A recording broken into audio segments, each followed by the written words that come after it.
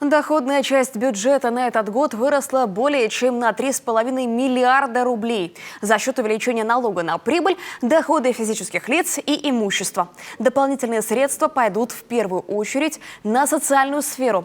Более миллиарда рублей на повышение зарплат бюджетников. Поправки в региональный закон о бюджете обсудили парламентарии Коми на заседаниях комитетов.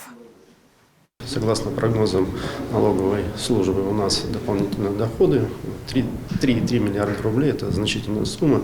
Распределяем по самым насущным проблемам, которые существуют или стоят перед республикой. Прежде всего, это выделением по линии здравоохранения 500 миллионов рублей на льготное лекарственное обеспечение. Мы знаем, что у нас есть единый оператор ГУП аптеки Республики Коми. Этот опыт единого оператора он себя показал. Значит, у нас отсроченных рецептов минимизировалось количество, поэтому продолжаем работу в том же самом направлении. Поправки коснутся и налоговой системы. По поручению главы Коми Владимира Уйба парламентарии подготовили изменения в транспортный налог для участников СВО. В прошлом году полностью от уплаты освободили тех, чьи машины мощностью не больше 150 лошадиных сил. А с этого года в перечень вошла техника с мощностью уже до 200 лошадиных сил.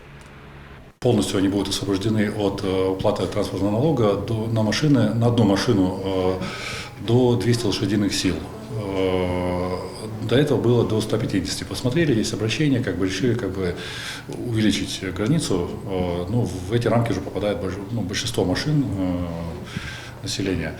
Дальше второе, это как раз УСН, потому что здесь и предприниматели очень активно прорабатывают этот вопрос, обращаются, предпринимательское сообщество, наши деловые организации, связанные с поддержкой малого и среднего бизнеса.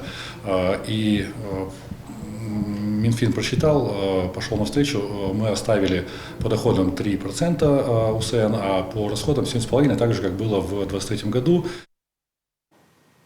Дополнительные средства получат и муниципалитеты. На компенсацию упадающих доходов по отдельным видам поступлений в местные бюджеты. Поправки депутаты рассмотрят завтра на заседании Госсовета.